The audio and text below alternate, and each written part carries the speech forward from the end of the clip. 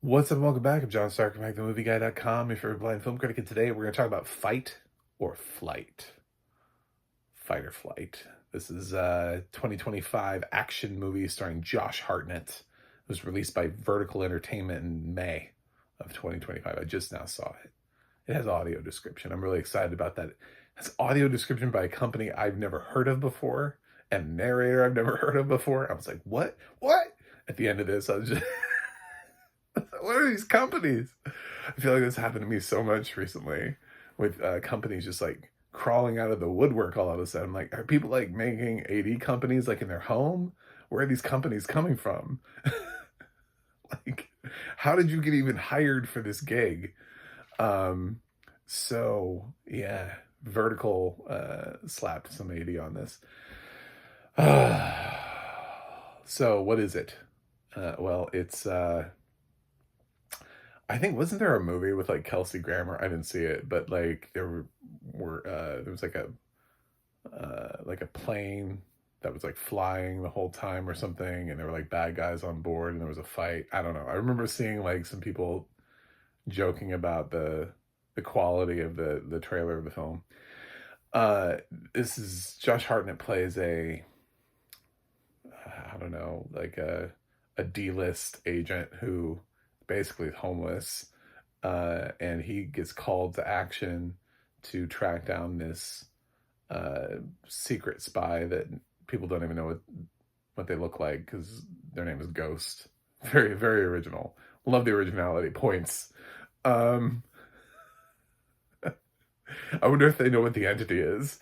Anyway, so Ghost it was just on some stuff, and there's a company where some people work, and they're very upset about it, and they're going to call Josh Hartnett, and they're going to be like, hey, I know we have a past, but if you can catch this ghost and bust it, then we'll be able to, fix your past, and you can come home to America finally, because there's something in his past where he got blamed for something that he didn't do, and so now he's persona non grata and wanted and all that kind of stuff. He's on a no-fly list, and so his company gets him like a passport so he can get on this plane, which is the plane that they confirmed that the ghost is headed to.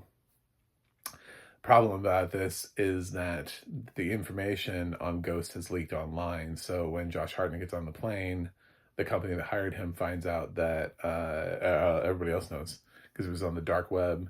And so a whole bunch of other people, because Ghost has pissed off a lot of people over the years, and there are a lot of bounties on Ghost. So a whole bunch of hitmen have shown up to grab Ghost. So it's a plane full of killers, as the trailer would suggest. But not completely full of killers, because that would have been way too weird. There are some like normal people on this plane. It's a big plane. It's one of those planes that has like 2 tiers and stuff to it. So yeah, Hartnett has to, which gives them plenty of space to fight.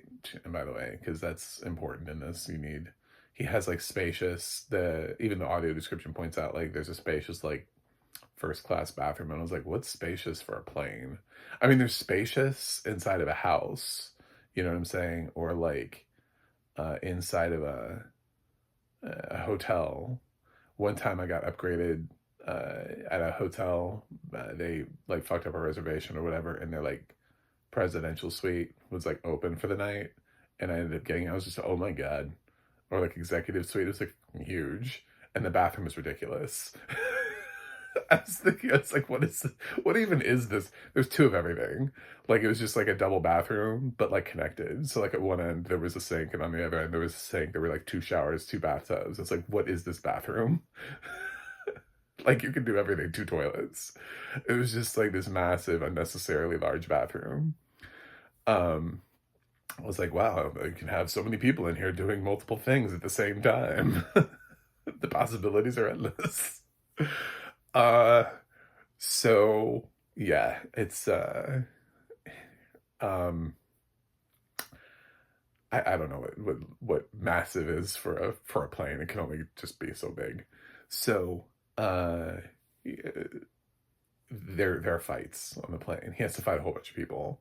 Some of them are bloody deaths. Some of them are gory deaths. Some of them are just deaths. You know, some people do, but most of them have some sort of blood to it, even if they're kind of common deaths. It's weird to think that getting your throat slit now is a fairly common death in a R-rated movie. Like, oh well, he's got his throat slit. That's not a big deal. I've seen that like thousands of times, you know, in every horror movie ever. So it's interesting to see Josh Hartnett in the role because he's not somebody who's initially known for being in action movies. So he's got this sort of everyman charm about him, but he's also supposed to be this man with a particular set of skills who has gathered the skills over a long period of time. So he is supposed to actually be adequate at his job. So it feels like the kind of role that would normally be offered to somebody like a Jason Statham, but ends up getting offered to Josh Hartnett, who is getting a bit of a career resurgence. Oppenheimer, turning into Trap. Now he's in Fight or Flight. So his career is starting to get a little bit more notice. I think this is an interesting starring vehicle for him. I just don't think it went too far, but I think people have noticed it. So yeah, he has to fight these other killers so that he could be the one at the end with Ghost. I'm not going to reveal anything about Ghost. I'm not spoiling this for you. But yeah, there are multiple. There's one time, my favorite part of the movie and also the audio description is he takes a drug, not realizing it's a drug or not realizing what kind of drug it is.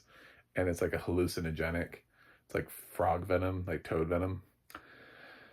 And he starts hallucinating and tripping balls. Just craziness. And that was excellent. I loved that.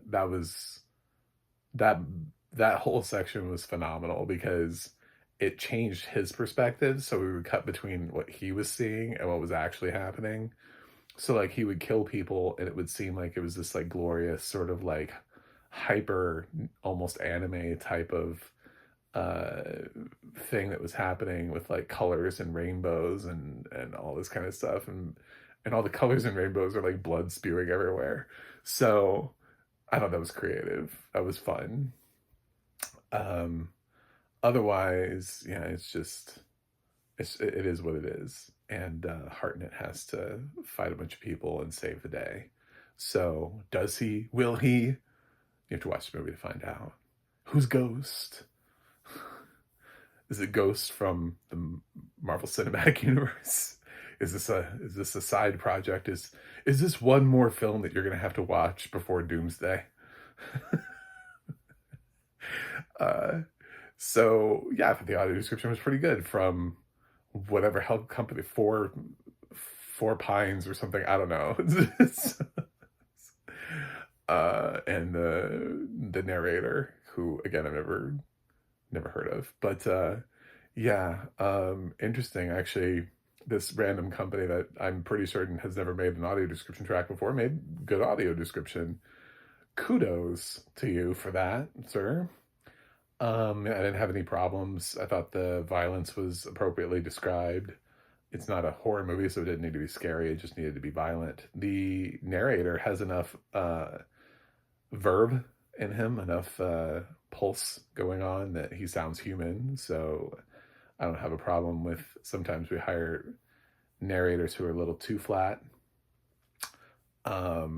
And in a world in which these studios are trying to produce more and more AI generated things, it's we got to get people. It's not stop hiring people who sound TTS. It's give them the note that they sound like TTS and see if they can evolve from there. And then if they can't, then stop hiring them. Like, I like to believe that at voice talent, they have levels.